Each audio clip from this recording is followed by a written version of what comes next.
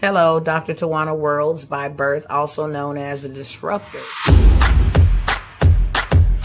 Did you know that millions who grew up in poverty also die in poverty? Have you ever heard the saying, what good can come out of the hood? Well, I'm here to disrupt for just a minute. Yes, I was that little girl that grew up in the hood, grew up in the ghetto, single mother, absent father, eating out of the trash can just to survive. But I was also that girl that determined way back then that I was not going to become a product of my past. And now I help others do the same thing. I'm not a victim, I'm a victor. I help men and women from similar backgrounds find value in their own vault and create wealth from within.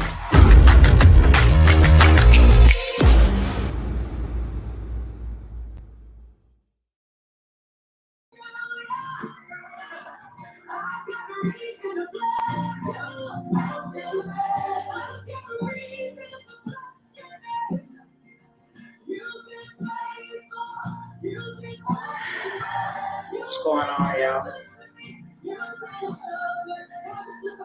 Just give me a few moments to get set up over here.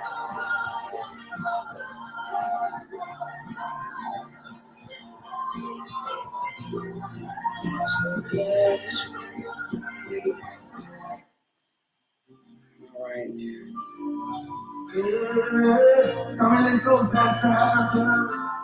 What's going on, y'all?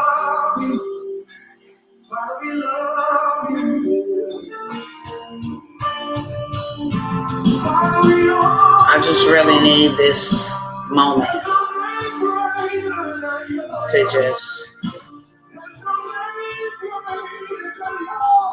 to just worship, because that's all I can do.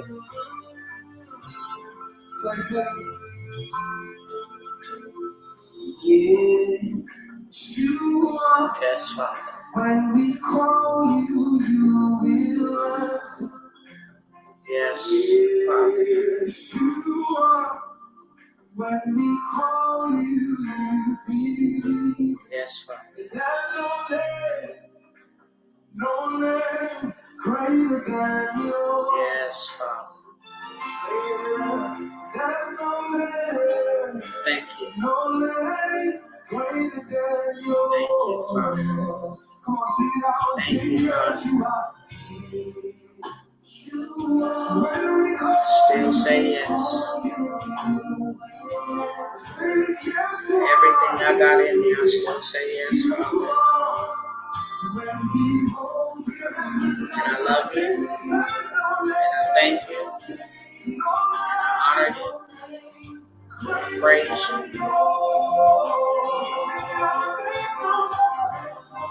Glorify you. I magnify you.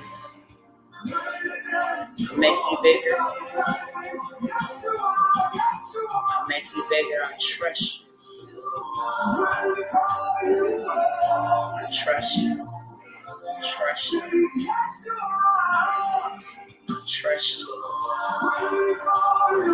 Trust you.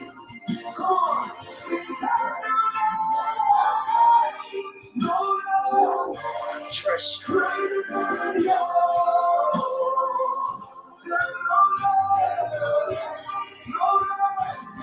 Yes.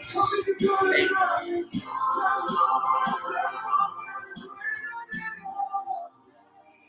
Thank you, Father.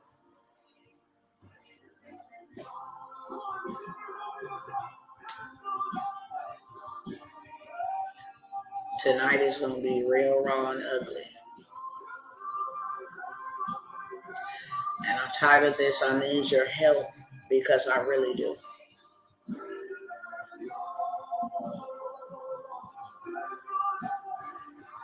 I really do.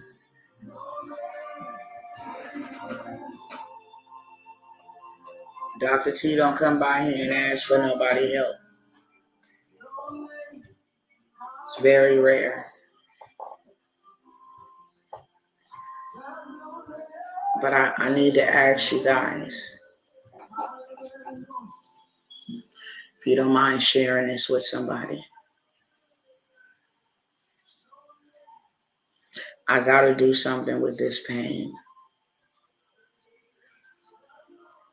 And I need to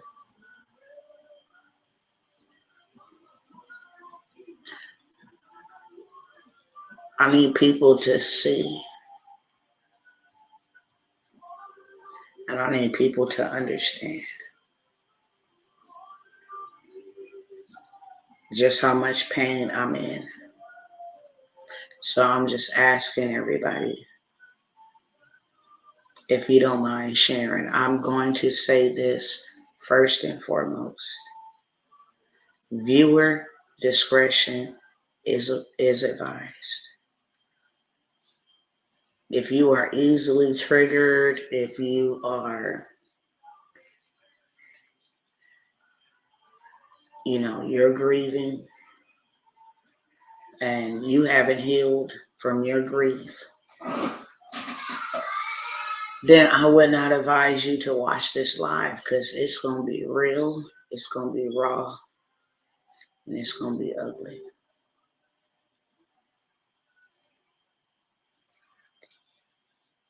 But I got to do something else with this pain, y'all.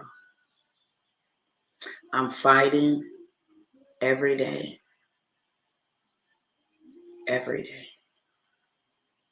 to not let this pain overtake me. And I'm fighting this pain without any type of pain medication, any type of substance abuse. No friends, really. Family is dispersed all over the place. So I'm carrying this by myself. And most of the time I let y'all get on here and see the strong Tawanna. But today it's the weak Tawanna. It's the broken Tawanna.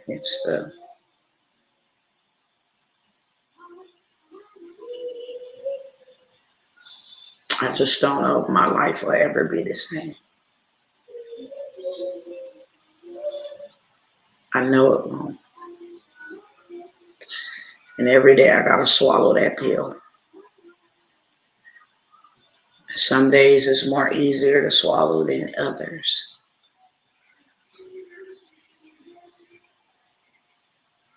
But today I woke up. And first I'll say this, I'm creating a documentary. And before I create the documentary, I gotta gather all the information, etc. Which means I have to relive the story over and over and over again. I'm not able to answer no phone calls. I'm not able to talk to anybody. Today I wasn't able to be a mother. Today I wasn't able to be a wife. I can care less about your business. Today I was not able to be a businesswoman. Today I was not able to be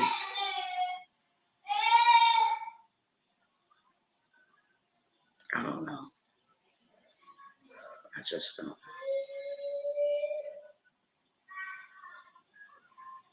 And I gotta do something with this pain other than let it overtake me.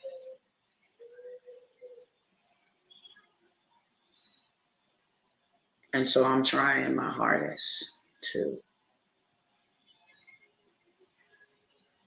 come to the realization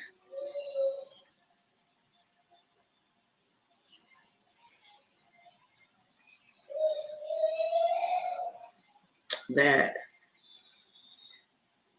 some people in position of power killed my children. I live with that every day. I live with it every day.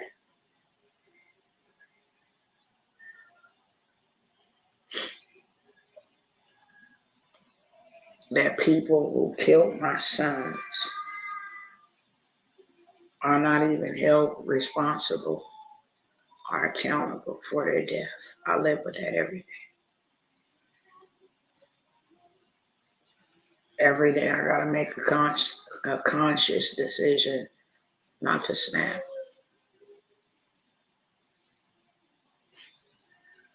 Because this pain will either do one of the two things. It'll make you homicidal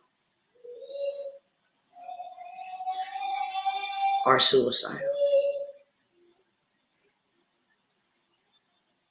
And let me put that declaration out here in case they start sending me notifications talking about somebody was concerned about me. I will never harm myself. Okay? There's absolutely nothing wrong with me. I said, this pain will make you do one of the two things. You see parents every day that can't go on anymore. And whether they go and try to harm them own selves or either they turn to some type of pain medication, prescribed or unprescribed. They have life, but they are not living.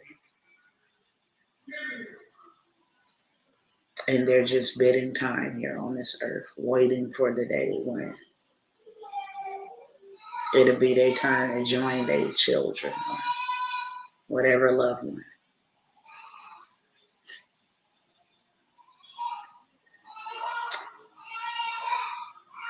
And one thing that I do notice is that it's not the case for everybody because there are unsolved crimes. Parents who children have been gunned down, brutally abused, beaten to death. There's still some unsolved cases, but for the most part, you never will be over or get over or be healed from the loss of a child, but there's some type of justice that comes when the person who did the act is arrested and charged and convicted. At least you know they won't kill anybody else for a long time. And that's not my story.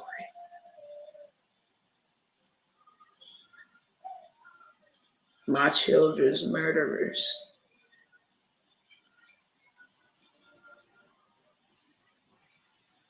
are still out here harming other people.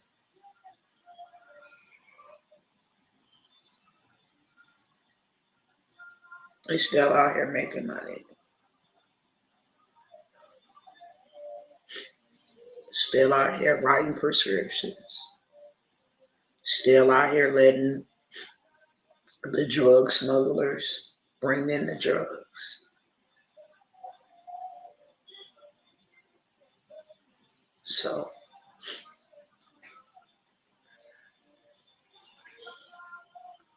I live with that every day.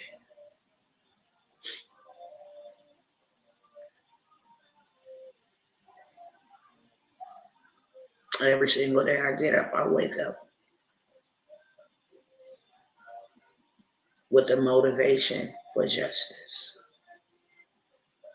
Every day.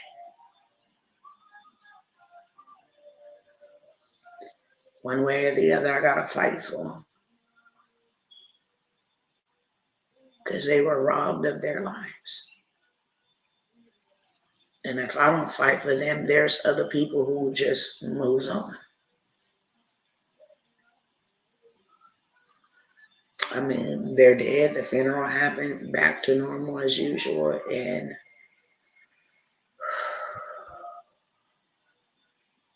for the parents, it ain't never move on. The day that it happened, that's the day you stop living in a particular area.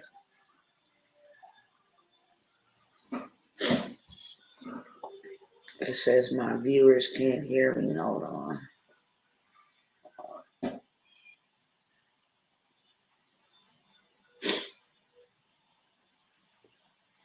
I hope you guys can hear me now. And if you guys don't mind sharing, if you guys don't mind putting the hearts up, whatever you gotta do to help me beat the algorithm and get me into the For You page. That's all I'm asking for on tonight is for your help. What kind of help do I need for you to share? People always get up here and fake like everything is okay, and behind the scenes, mental health is real, and I'm going to expose it every single time because I cannot let this pain take me out. And I don't care how much people are tired of hearing it. I'm living my life in a pain I can't get out of. And I'm no longer just fighting to be victorious. I'm fighting to live. Because how do you live your life after that? How do you wake up every single day knowing that somebody killed your kid and they won't be brought to justice, not in this lifetime? And some may say, well, you know, Most High is going to judge them, and He is.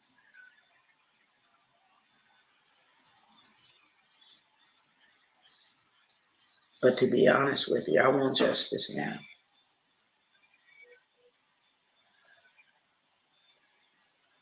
Not just for my kids, but for the 108,000 that just died last year from fentanyl poisoning. God knows how many this year. Just 2 days ago, a 1-year-old dead in New York at a daycare from fentanyl poisoning. It's like when?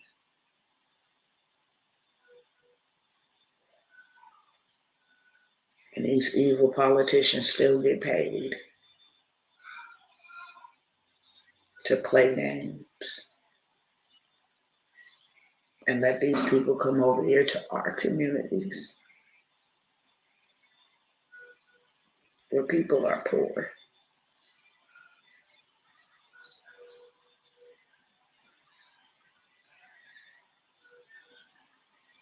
and give them the ability to make some fast money, all in the name of death.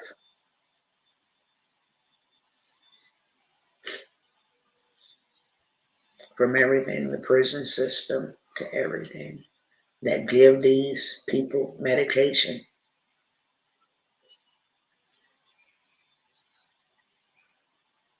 I woke up today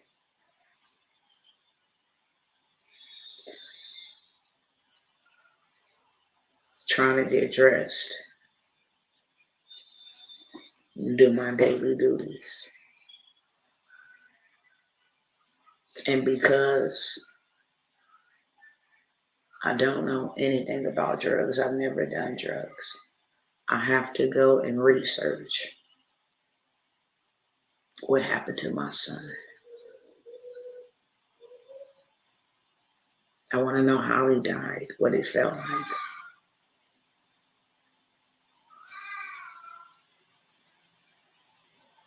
And so I put a post up a couple weeks ago just sharing that. Trying to make a documentary to tell their story because that's all I can do to save one life, one parent. All I can do is tell the story. And therefore, I got to go and research it and listen to those who overdosed on it, and listen to how fast it heals you when you take it. listen to what the death gurgle is, because my son did all of this stuff.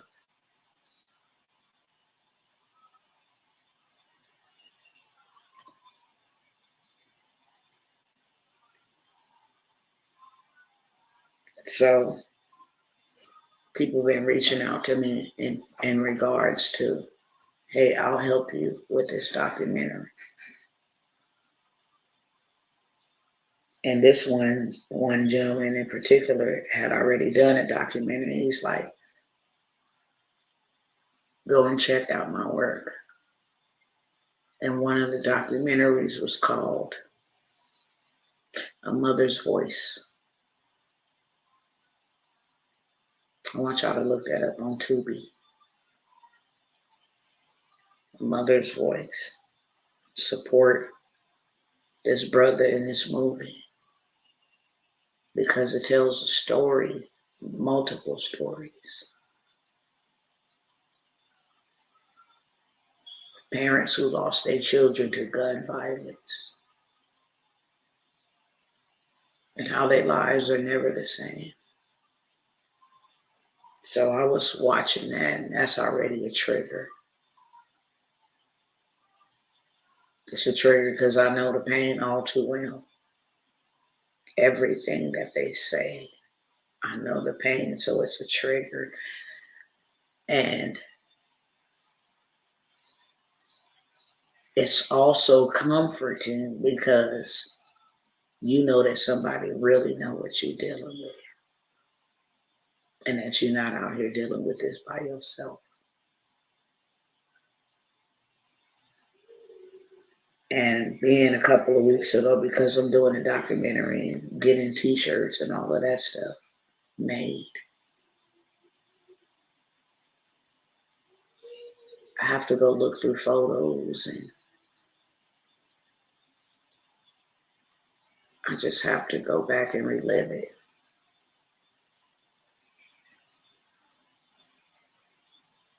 So I got some photos from the funeral.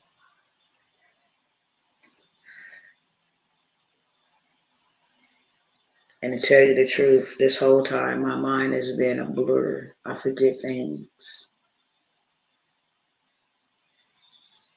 forget dates, forget to respond to people. It's like I'm here, but I'm not here. I'm like in this different realm. I'm here presently, but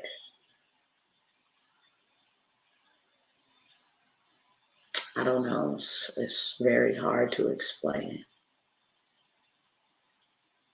It's like my mind, my emotions, they're in a different realm.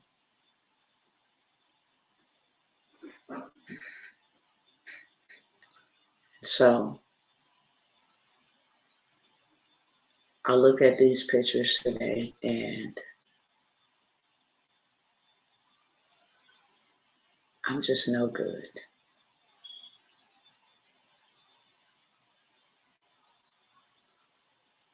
I'm so mentally exhausted. I've been crying all day.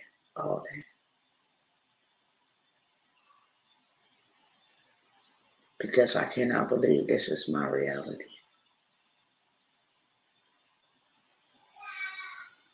And all I know is I gotta do something with this pain.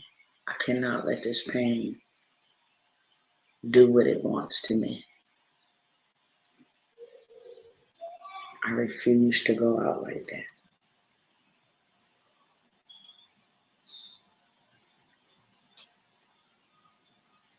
And my desire is to tell the truth, the whole truth, and nothing but the truth, because it's one thing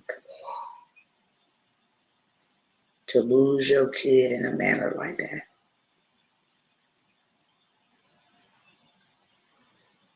And then to be written off like you just a junkie. You're not worth the autopsy. You're not worth us even calling your family to tell them that you're dead. You're not worth it.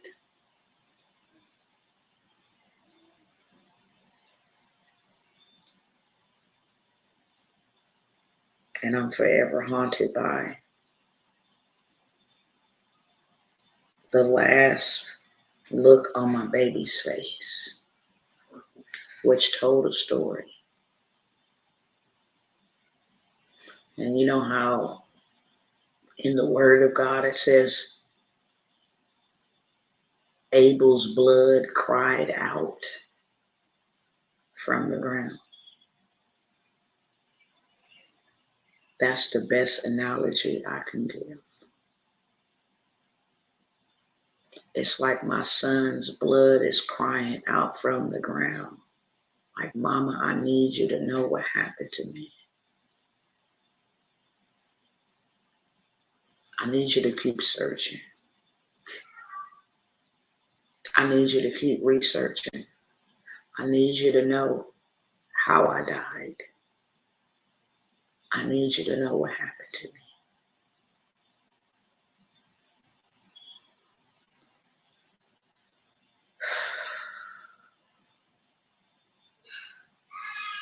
And that's painful.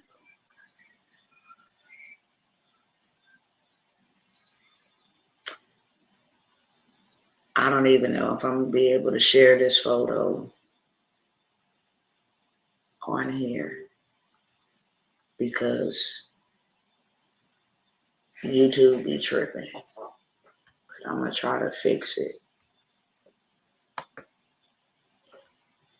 so I can.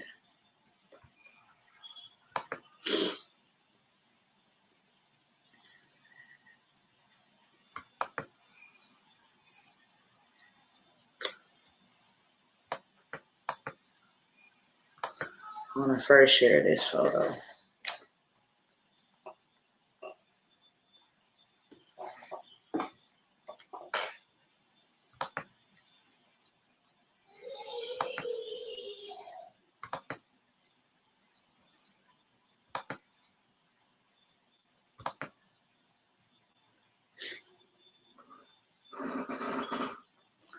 This is the photo of my baby when I brought him home.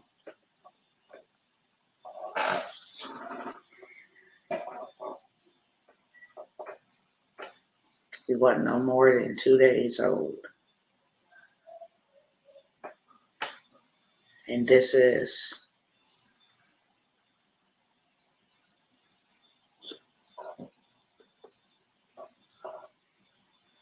let me grab this camera.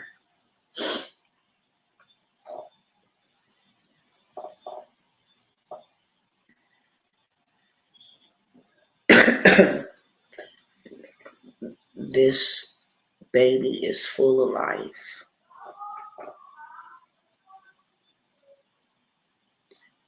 And full of joy.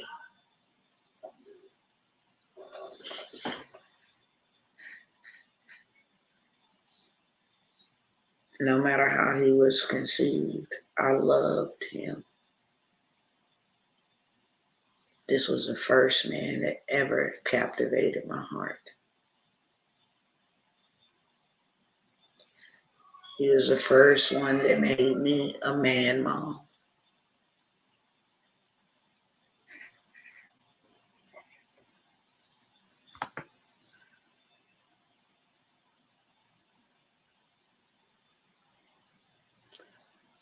Now I want to show you what I saw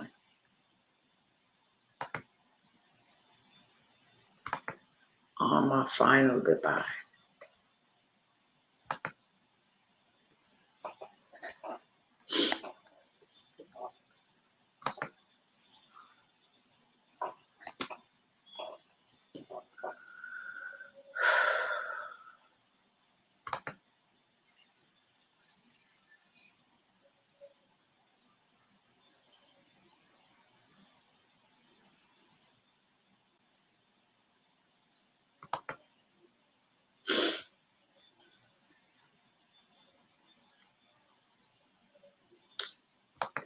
One second.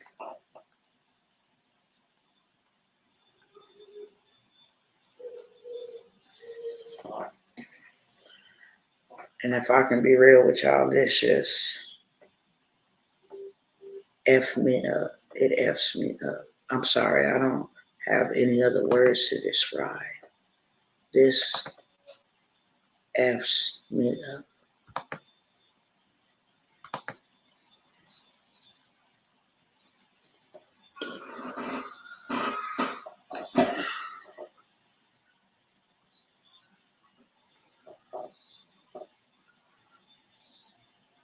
Can you imagine?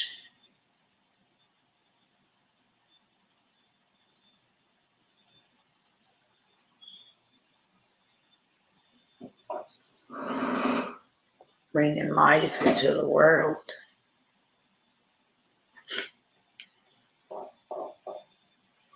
And then having to have this image engraved into your mind forever.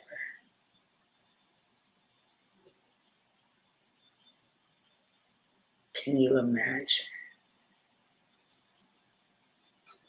That's just one of the photos.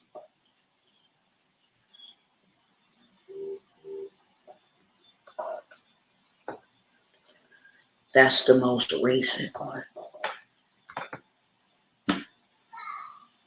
Can you imagine allowing somebody to do that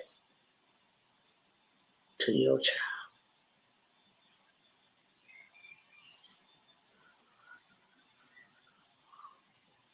And you still be in your right mind. I know it might be, oh my God, that's so devastating. If it's devastating for you to look at, then what you think it is for me?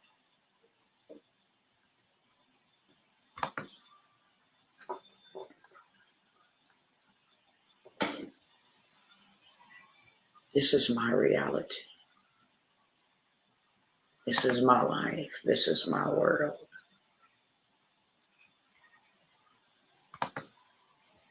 And imagine not one,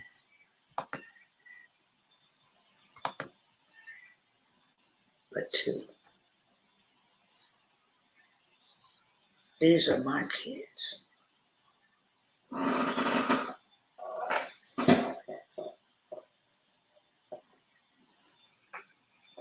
Imagine that. This is your last image of your child before they go dump a whole bunch of dirt on them.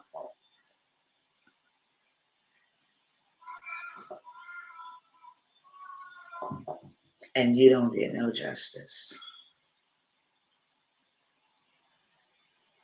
This is all you left with. And you think you're okay.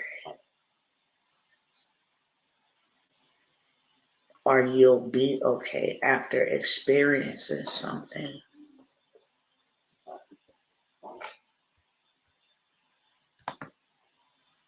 so traumatic.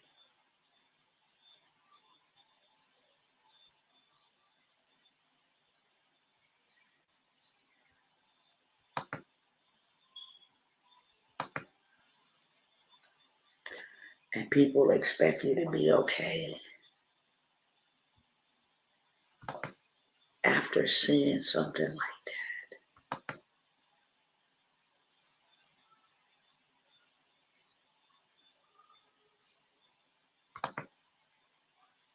My baby. My babies.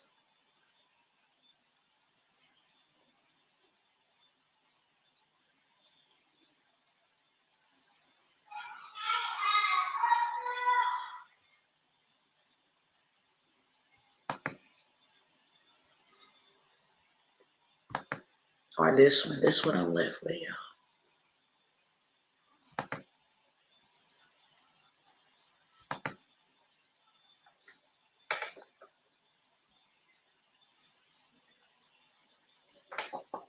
You cannot even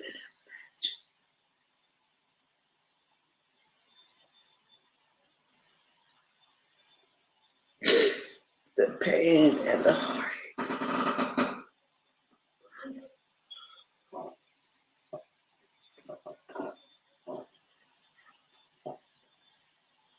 of seeing something that you gave life to.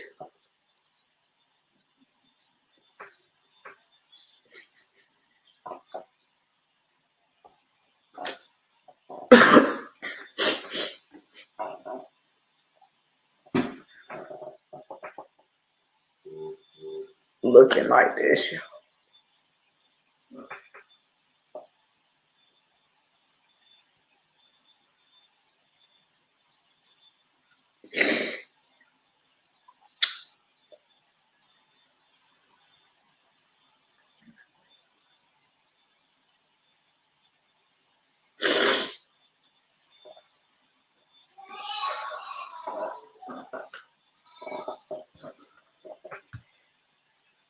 You go.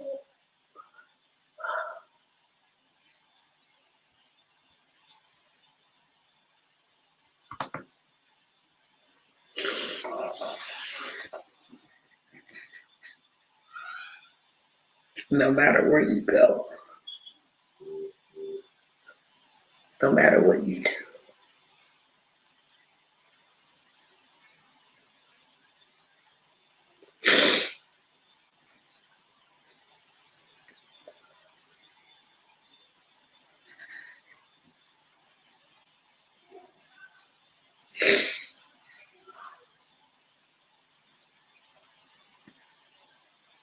and then people have the audacity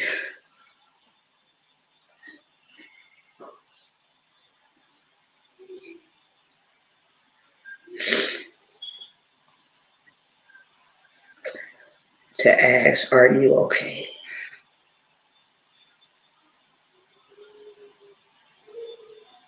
Can you help me? Do you have time to talk?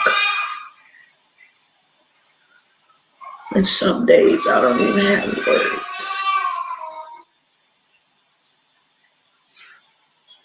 because those moments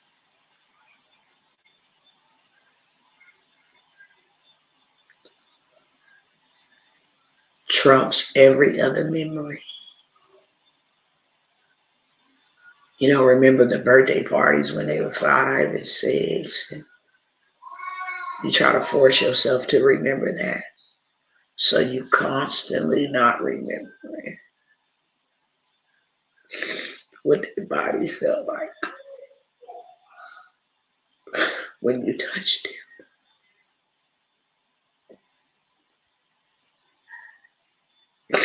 And that there was no life in them at all.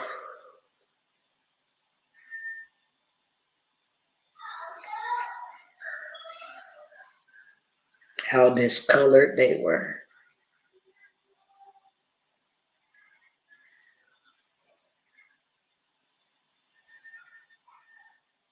Straight up, there's no other words how dead they was. Because that's dead.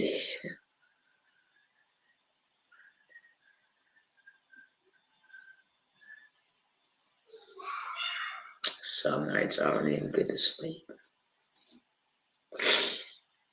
Some nights I can't sleep with my husband or my children because I just need to wail all night. I just need to cry and I just need to figure out, how do I keep one foot moving forward? How do you want me to live in this much? How do you live in this much pain every single day without relief? How?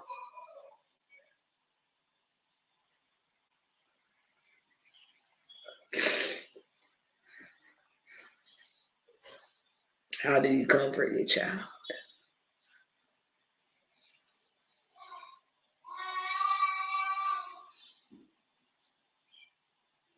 when you can't comfort yourself?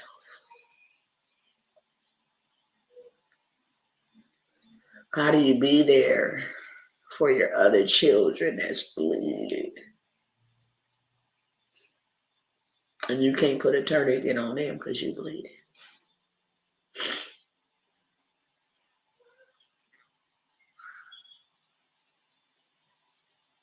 So you just lay out and you trust God.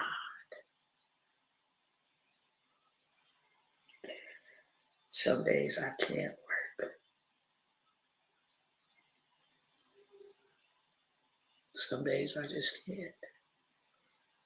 Some days I can't get up.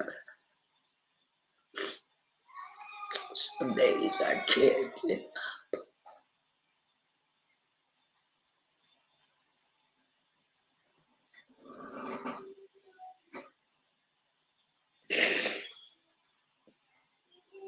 Because the two men that I love with all of my heart and my soul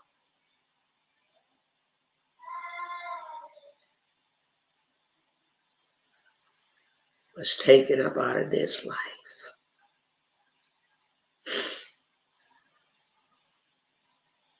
Not gangbanging crime. Not black on black crime. Not police brutality crime.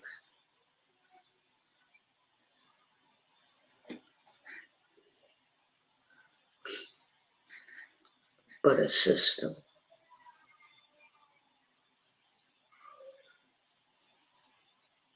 that keeps on killing other people's kids.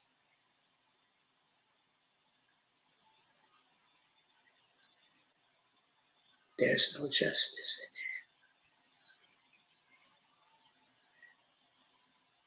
in it. Mine was enough.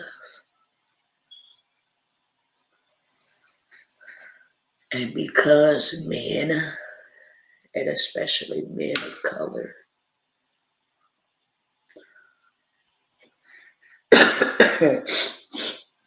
are the majority of the ones dying,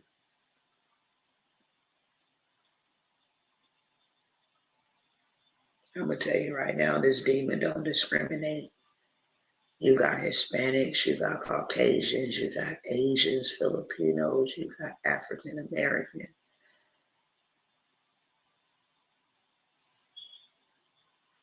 But the majority at the top of all of those nations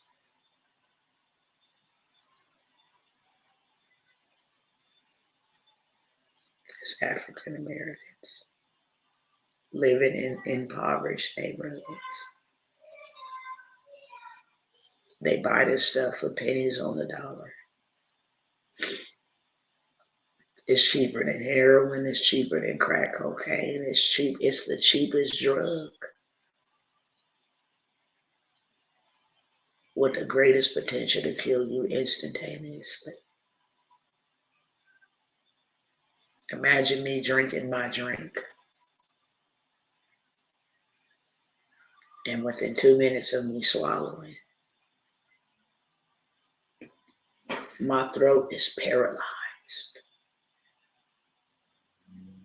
And you can't swallow your spit.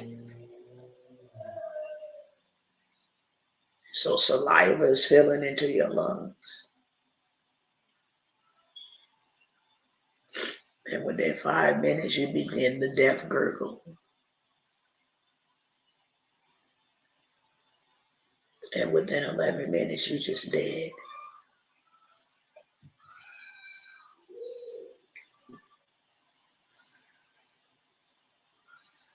It's a very tormented death.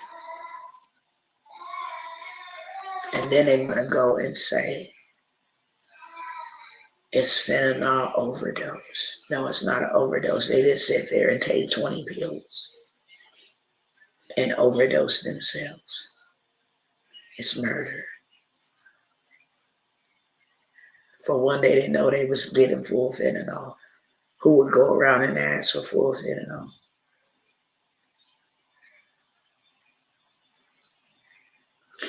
And the most craziest part is a lot of these young people been messed up mentally from what happened during C-19. A lot of them have been messed up mentally cheated out of their graduation, locked in the house. So when things began to open back up,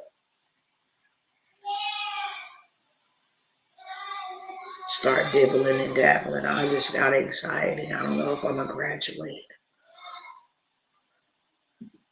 I don't know what the future holds for me. I just need something to sleep. Need something to help me study. I need something to help me with my anxiety. And it's the one pill that kills. It's the one pill that kills. 108,000 last year. And they said we've already doubled that in this year. They still counting. Can you imagine what that looks like? Let me show y'all what 108,000 people look like.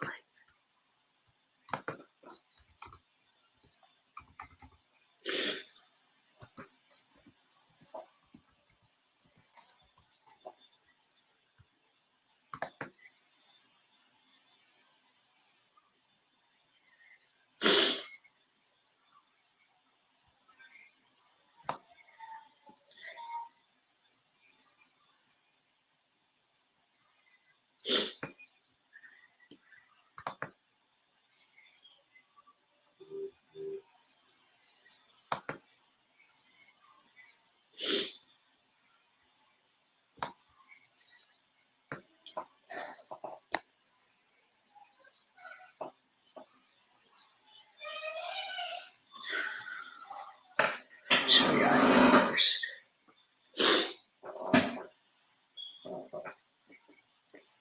That's 108,000 people that died last year.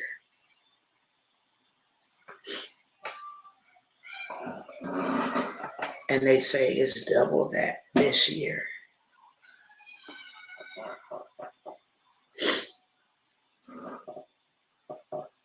It's 108,000 for as far as you can see.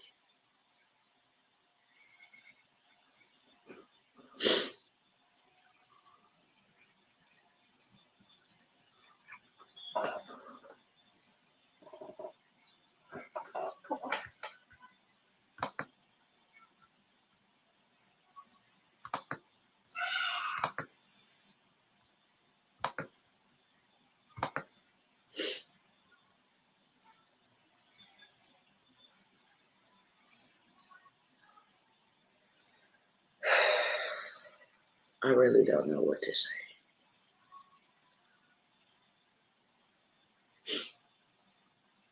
I just know that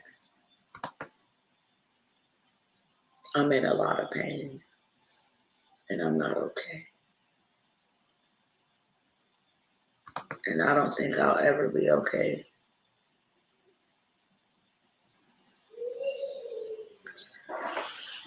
After something so traumatic. I thought growing up was traumatic. It ain't got none of this. All the hell I went through as a child, I don't have nothing on this at all. Not no rape, not no homelessness, not no abuse, none of it. It don't have nothing. It can't even touch this. It can't even compare.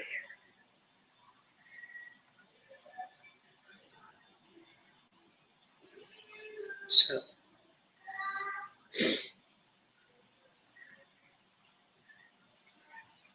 even in my pain and my suffering, I still want to help somebody else. That's my get back. You're looking at what the enemy did to my family.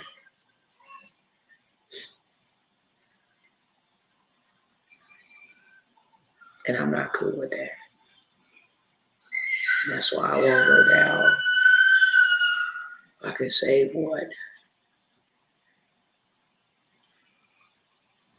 I heard the story about the 1-year-old and how all they did was touch the pill presser and a 1-year-old baby is dead. thought to myself, this is why you need to tell your story, because if somebody would have told this story, maybe a lot of our children wouldn't be dead. If somebody would have just showed the real, raw, and uncut truth to these young people.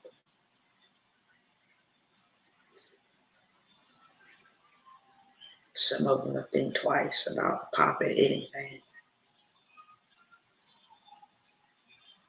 As hard as it is for me to share those photos is going on t-shirts. Because everybody gonna see the real truth.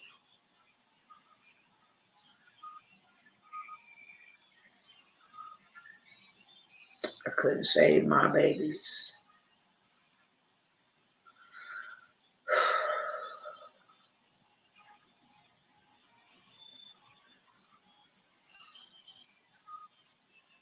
And I'm damn sure gonna go down saving somebody else's.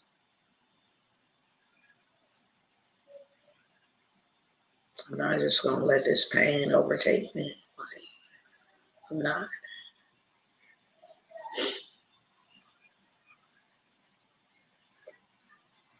So this is the reason why I haven't stopped working. Because I know that the enemy is after my movements. This was a hit to knock me out.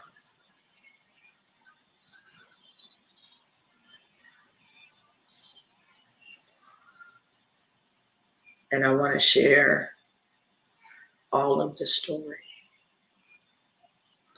I want to share how in February, God told me that my son was going to die in April.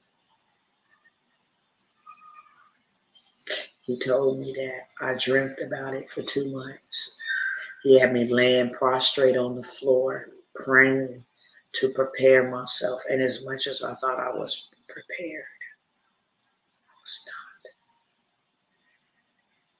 not. I know had I disobeyed God and didn't pray and lay prostrate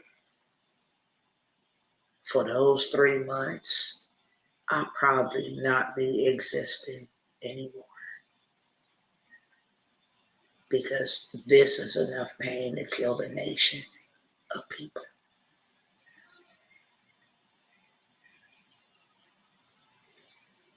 So I want to tell the story to young people. No matter what, you ought to always obey your parents and honor them. For that is the only commandment with a promise. That your days be long.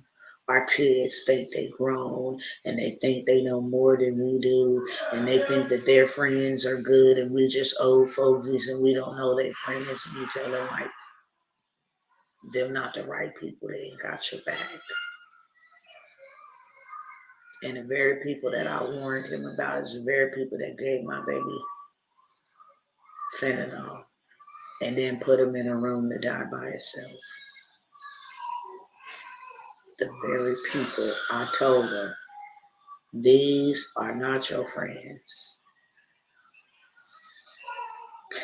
They can care less about you. 1 second, y'all.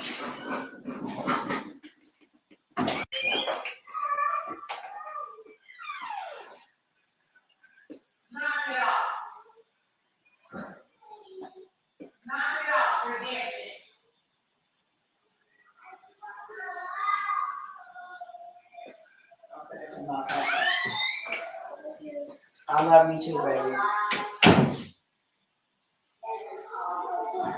I'm going to be going in a minute. Redemption has this thing where she falls out to the floor, wail her arms, and start screaming like she the boss or something like that. My husband just be sitting there like, okay. And but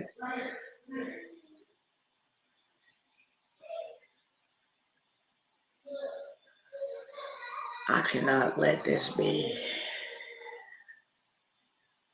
how the story ends. And if I don't get justice in the courts, I'm going to get justice in the streets, and I'm going to get justice in the spirit. Satan, you cannot have our children. And I stand on that. And I stand on that.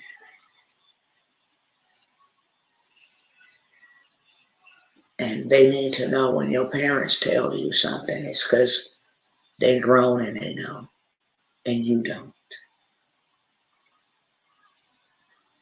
I told my son, don't go back out there to that city. Because the Most High told me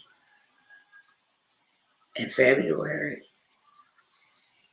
if he goes back there, the enemy will take his life.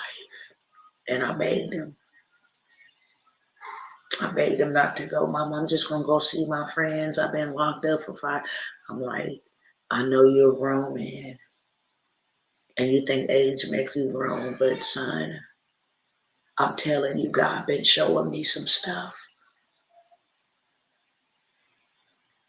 And not only have he been showing me some stuff, not only did he tell me, and of course I could not tell him that God told me that you were going to die. I had to let him know in this way, God been showing me some things that are not good. And when I told him that, he wept. It's like he had a choice right then and there, a decision to make. Are you going to listen or are you not going to listen? And the boy cried like a newborn baby. He cried.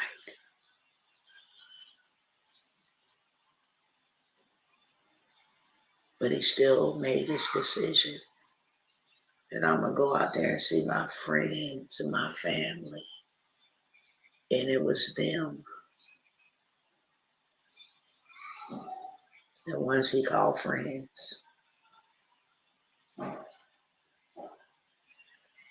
Who gave him something that killed him. They wasn't questioned. Went no investigation. You died in a room by yourself. Alone. Not surrounded by your family, but by these fake friends. And when I went to see him, because they had not dressed up his body or anything, came straight from the coroners to the funeral home. And the look on his face said everything.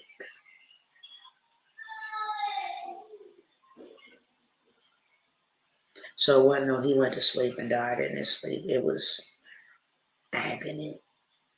Like I'm in pain. Like I died in pain. And at the very hour that he was dying,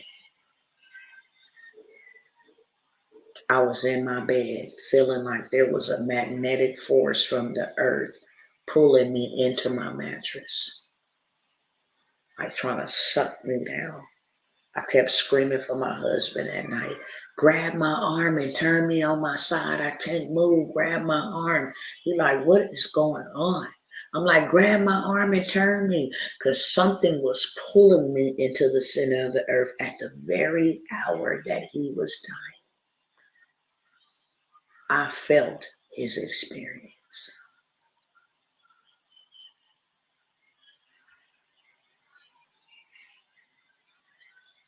Even though I didn't find out he was dead for hours later. I told my husband when I got up, something was trying to like pull me into the earth. Like, bro, that was weird.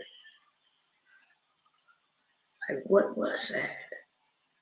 He's like, I don't know, honey. I was like, that's why I kept calling your name and telling you to pull my arm because something was pulling me into, like it felt like something was pulling me into my mattress. Only to find out that he died at 3 a.m. It was 5 a.m. Texas time, 3 a.m. Pacific Standard Time. I felt it. So there's more to the story. And I gotta be truthful with it. I'm not one of them mamas or one of them people who's going to sugarcoat that. Like, this is the consequences of rebellion.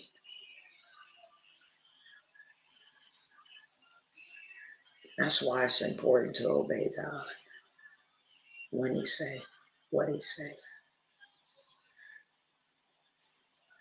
Because we think we in control and we don't know. Who would have known? That's all I think about. Who would have known that would have been your last day? Your last day on this earth. I bet you would have did it all different if you would have known today is your day. Today is your day. And when God told me in February, Kavanre's going to die, of course I did not receive it or believe it. I'm like, Satan, the Lord rebukes you. I don't even think so. I'm not finna deal with that again. Like, I already didn't deal with that. Like, I ain't even got to prove my love to you or nothing. You know, I'm rock solid. Like, no, I don't receive that. But it wouldn't shake my spirit for 3 days. I'm like, nah. But it just sat right there, right in the pit of my spirit. Right there. Like, Kavanre's going to die. And I'm like, oh, no. By the 3rd day, I finally was like, if this is really you, God, then tell me when. Because you did not tell me with my first boy who passed. And I was upset about that. Because had I known he was going to die, he wouldn't have went to school. He would have stayed all day with me. So I was upset and very angry about being shocked to death with that type of trauma. So I said, when is it going to happen?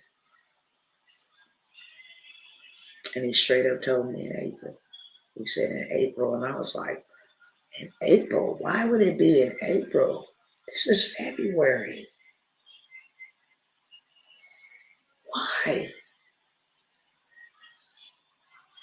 He said, I'm going to allow it to happen in April so that you don't have 2 separate months to grieve your children. It'll be done in the same month. And let me tell y'all, my second son, which is my oldest son, died April the 9th. My first boy died April the 18th. 9 days apart in their death. Their funerals was 2 days apart. May 5th, 6 days apart. May 5th and May 12th, 7 days apart. Something like that. So there's a story to be told in hopes that it will save somebody else. And it's more to this story than that. This baby was in pain all his life, never knew his dad because his dad raped me. So he walked around not knowing who he was. And because he had that void,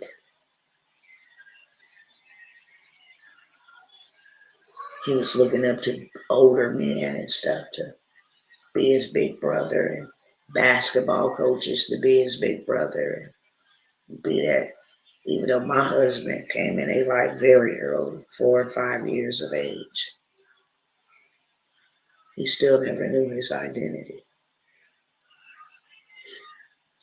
He didn't know his identity, and we as parents don't know how important it is of a decision to pick who we get to have children with. Because you can ruin a whole child and their whole adulthood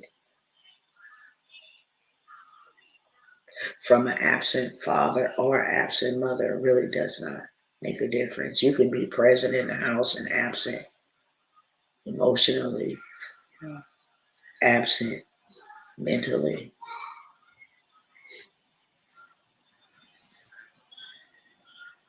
So there's a story to be told.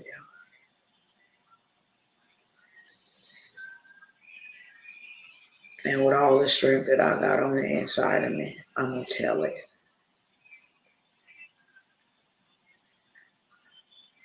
And I want to put it into documentary form and expose the hidden agenda. How they are actually got the borders wide open for this stuff to come pouring in here. How this is a biological weapon.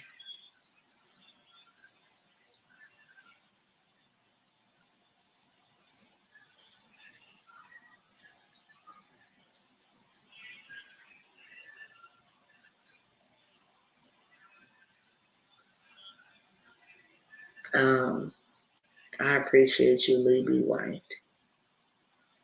Thank you for your encouragement. I wish that was 1,000% true, because I've been crying all day. And I still don't feel better. That's what I'm saying. This is a pain that none of that helps. Alcohol probably wouldn't even help this pain.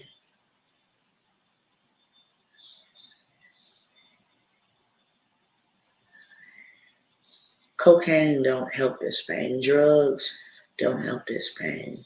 Hugs don't help this pain. The best way I can explain it, especially for mothers who have had children, when you're in that delivery room and you've been in labor all day or for hours in pain, and you push that child out, and they call it birth chills, but it's where all of your bodily functions just shake uncontrollably.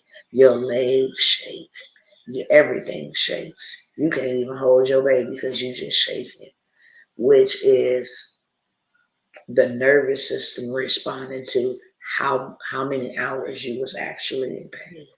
And this lasts for hours. You can put covers on you thinking you cold, and your body just shaking, because now the pain is over with, and you realize just how long and how much you was in this tremendous pain that nothing was helping. That's how it is. Some days, so y'all know, I don't want to answer the phone. I ain't got nothing to say. And if I do answer the phone, it might be very, very negative. Like cuss word negative, okay? Because when you're in that much pain, that's how you respond to pain. You can be saved, deep, sanctified, holy, get in pain, and you can't get no relief. That thing will make you be like a cussing sailor, for real.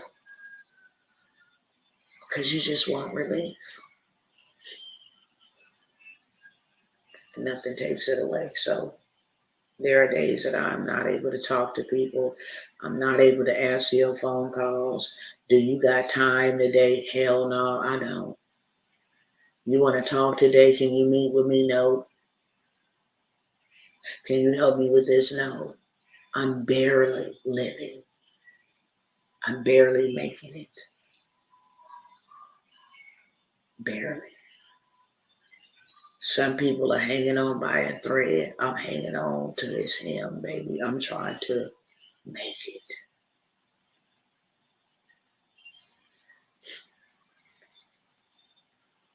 But I gotta tell a story. I gotta tell both of their story. There ain't no way in hell I'm gonna let the enemy rob me like that. And I tell everybody about the thief that comes to steal, kill, and destroy. Now everybody need to be aware of the thief. Guard your children, watch your children, speak to your children, get it. Who cares? They get mad and attitude, you're not their friend. Who cares? Be involved with your children. Love on them. Give them time. Don't be too tired for them, because I promise you the enemy is lurking and waiting on our children. And out of this 108,000 last year, they were between the ages of 16 and 35, not older. I know this year we had a middle schooler go to school, check in at 7 o'clock, 7:30, they dead from fentanyl overdose. The youngest victim is one, as of 2 days ago. You know, so I need y'all help. First of all, if you can share this. I've never been a beggar because I'm a hustler. It's just something that was embedded in me a long time ago. If you don't got a dose to take care of you, then take care of yourself by all means necessary. Therefore, I don't have to come and ask. Like, he is my source. And then I hustle too hard to beg. But I want to ask everybody who can, if you don't want to sign up and join me in any of my programs, because those proceeds allow me to make sure that I have a lawyer to fight for my children, for my son, because the first one I walked away from.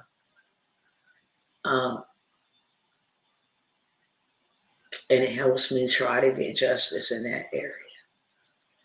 But the greater justice will come if I can document and record what these people have done to not only my son, but other people's children, while waking up a young generation, because I'm not going to hold anything back.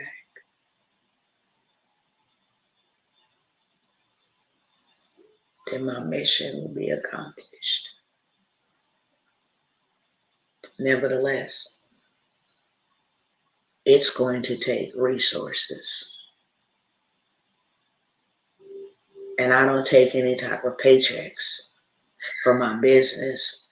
I was just like, dang, when the last time I went shopping for clothes so that I can take some updated photos or something? It's been a while, because if we're not pouring the resources into our nonprofit organization and make sure those young people at least got back to school clothes, at least their mama got some food, the basic necessities, which pushes children out to the streets to do wrong, to rob, to steal, to kill, to get in trouble. If I'm not taking the resources to put on things and do things for them, then I am taking the resources to let people grow their dough, to let people buy my money, to continue to invest so that I can continue to have more knowledge and more information and bring that back to the community. So I don't take a paycheck. But there's a budget for this documentary.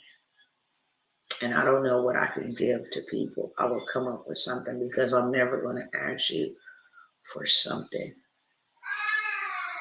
without trying to give you something in return. I'm not a taker, I'm a giver. And blessed, better is it for you to give than it is for you to receive. But I just like to be able to say, hey, you did something that left a mark in me. Let me do something that leaves a mark in you. I just believe that's the way relationships are, two-way, not one-way. And so if you don't want to buy any of mine or join me in any of these endeavors or these programs, I make them very affordable so you can get on board, and then I have the resources to do what I have to do instead of coming out and asking folks, starting a GoFundMe. I've even been thinking about that because the budget to get the crew to go out and film, get other mother stories, a documentary that tells the truth, that they cannot shut me down or silence me on these platforms, but that hopefully it will make it, to the Sundance Film Festival, that somebody, it will get into the right hands. I'm not even worried about that. Like at the end of the day, if I gotta go on the street corners like they used to sell their CDs, I'm with it. But I need to tell it, and I need to tell it fast. Because somebody else's baby gonna die. Some other parents gonna lose their child. And I know it really don't never matter to people until it's them. It's me. And I am asking for help. I'm asking you to help me do something with this pain that's positive. Help me do something with this pain that's purposeful. So if you don't want to join me on any of the business endeavors that actually give you a return on your investment, I want to ask you guys tonight, would you mind donating or sending an offering to Cash App so that we can get the ball rolling? While I have the energy, I don't even know if it's the energy because today I'm depleted. I want to be able to get this documentary out and then move forward in my healing. I don't want to keep on revisiting it.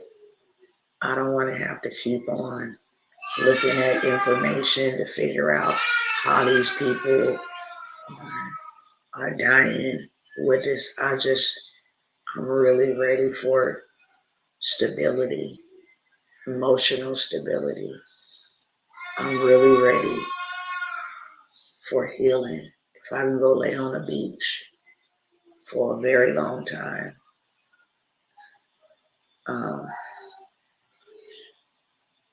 that would just be like the perfect. Some people pray and ask for houses and ask for millions of dollars. I ask for some sand and some water.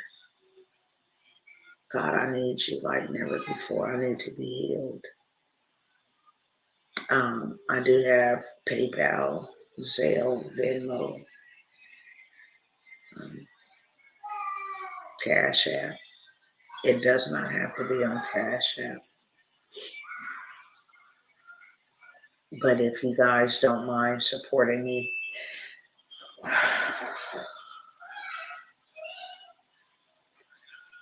in fighting this fight. And like I said, I'm not asking anybody for anything. I will give you something in return. I got programs. I got workshops. You understand?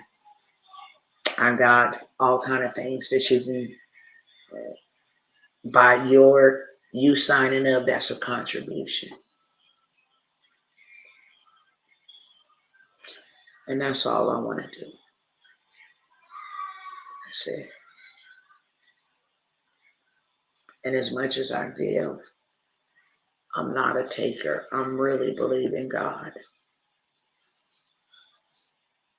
to help me with this one and to put it on the hearts of man. And like I said, I got $97 programs. I was supposed to actually come by here tonight, show you how to continue building with AI. I offered you guys a 12-month mentorship for $179 for you to learn how to master millions using artificial intelligence, from building theme pages to YouTube pages to ebooks to books to everything. We're going to cover everything. pertaining to artificial intelligence. And this is a community where you don't just have to buy workshop after workshop after workshop after workshop to learn it. You pay $179. And for the whole year, you're going to learn everything presently and everything coming down the pipeline about how you signed up for the awesome beloved. And what I like to do is, for those who did sign up, thank you. Thank you. Only God knows how grateful I am. Because when you do sign up or when you do give, I'm able to see God is with me. I hope that makes sense to some people. I'm able to see his hand at work. And I'm able to see that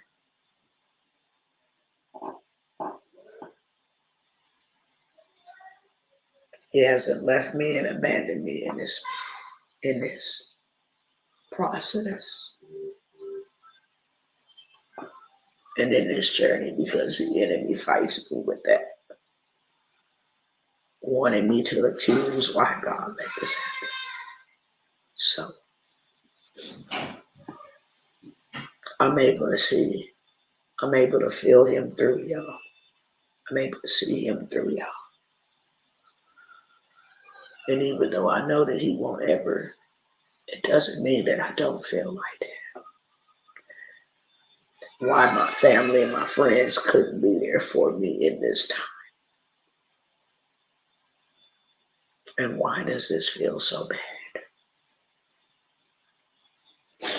Because I'm going through a lot. I'm sorry to hear that. I'm sorry for your loss. A parent's death is just as hard. So I'm going to go ahead and get off here. You guys already know whatever I got available for you. If I can help serve you, then that's what I come here for.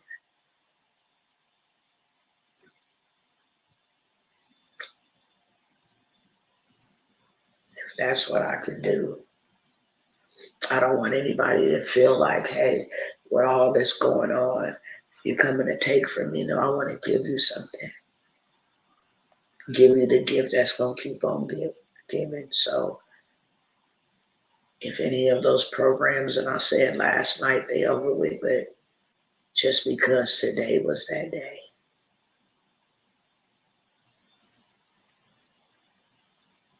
I'm going to allow you guys to take advantage of those same opportunities. And my mind is so tired that I don't feel like even rehearsing what they are. For the most part, y'all know I'm here to help y'all make money. And I wouldn't even be asking y'all to sign up and all of this stuff, but it costs money for a film crew, for them to travel. I was listening to the budget today and I was like, all right, we got that. And we gonna get it, period. But I'm gonna let y'all go with that. Thank you guys so much for listening. I know I look a funky fried chicken, but who cares? I'm asking for such a peaceful sleep tonight because my mind is mentally tired. I've been crying all day. And I'm just ready to do something with this pain. That's all I know. If I can build something out for you, if I can do something with you, show you, teach you how to do it. So many programs that my mind is just not in the right space or place to tell you what those are. I've been here saying them for the last couple of days. Y'all go Find me somewhere. Yes, sister, no to Taking It to the Streets Foundation. Yes, that's the nonprofit. Yes, sister, that's it. Taking It to the Streets Foundation.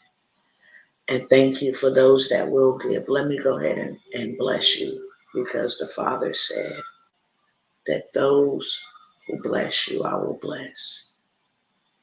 And I just want to ask him to do it. Abba, Father, I thank you so very much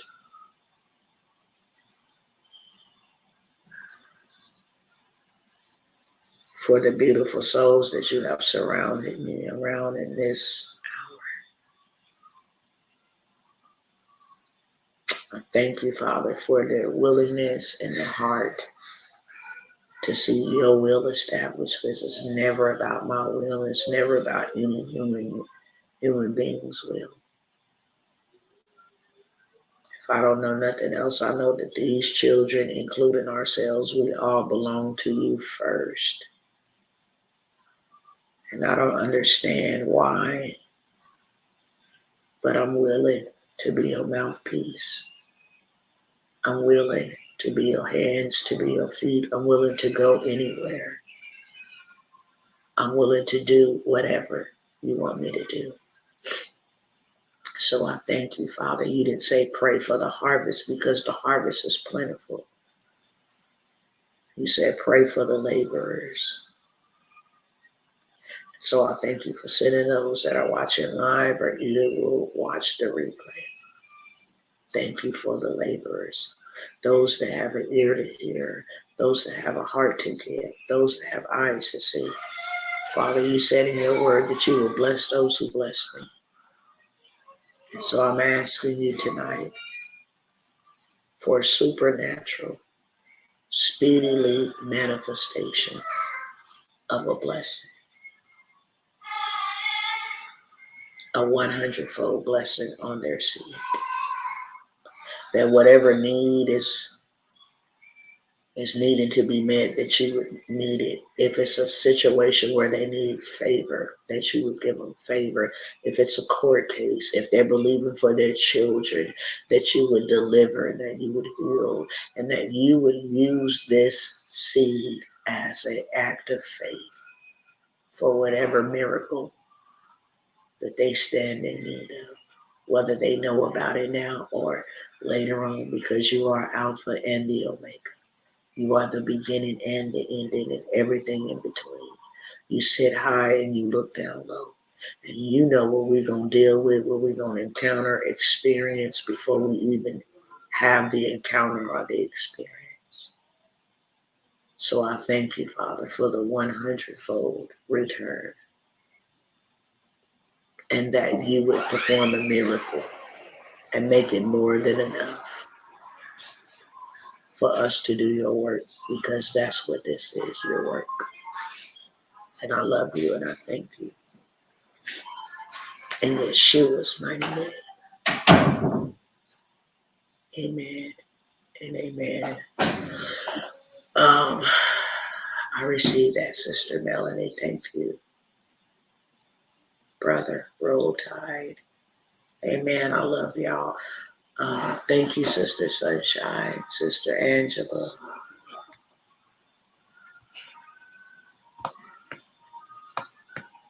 Libby. Thank all of you guys. If I missed you tonight, Patricia, Bowden, thank you guys so much for listening. Thank you for praying. Thank you for being here. And thank you for your willingness to help me.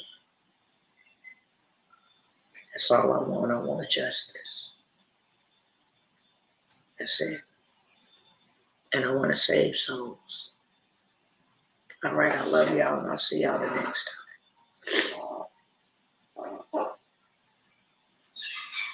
Good night.